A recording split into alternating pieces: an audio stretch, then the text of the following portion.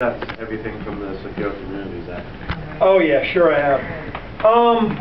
I don't know what to say. I'm begging reporters to come talk to me about that issue because the Somerville mayor has decided that he's just going to ignore secure communities, and he's strongly recommending that they don't enforce the federal law.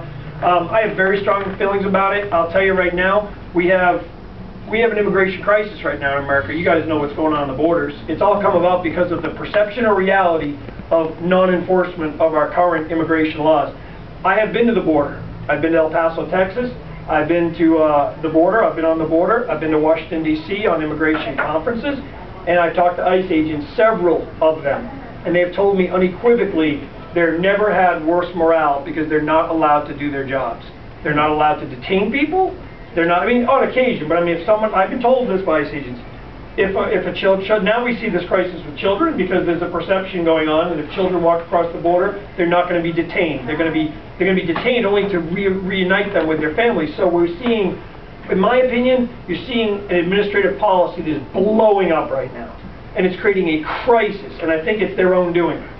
I think it's the administration's doing that. They have this perception of reality that they're not enforcing these laws and they're not detaining people has led to this explosion of illegal immigration that we're not capable of. Now, let me give you my law enforcement head on this. And I can talk all day about this. You guys seem relatively patient here. I don't know if I'm probably past my time, but there is a Mexican drug cartel, and I'll tell you right now, I mean this. I mean, you know, if I was running for the United States Senate, I'd be talking about the Mexican drug cartel's danger to our society as a threat, a terrorist organization. Right. These Mexican drug cartels are multi-billion-dollar corporations.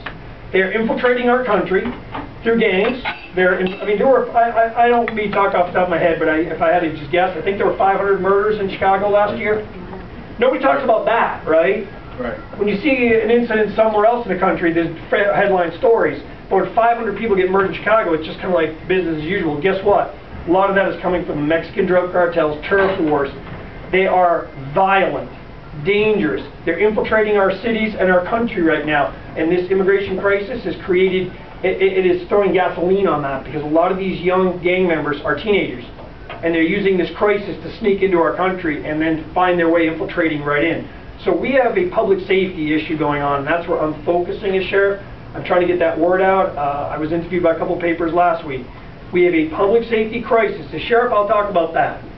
There are international gangs, predominantly the Mexican drug cartels, the Tijuana, the Gulf Coast. There's 3 big gangs in Mexico. They are, and I tell you how it works. I've had immigration agents, border patrol officers telling me to my face, they know more about me sometimes than my family does. They know where I live, when I sleep, when I get up, when I'm in every mile of this border, and they know my family. I mean, and there's a lot of corruption down there with money going through.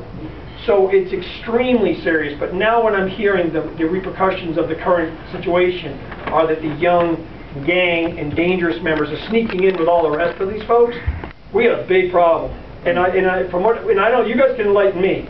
I have not heard an answer. I'm going to tell you right now. I talked to a reporter last week who writes for a major newspaper who told me they were looking at this issue and they were asking federal officials, state officials, local officials, and still have not gotten a straight answer as to what's going on with illegal immigration, relocation, and release.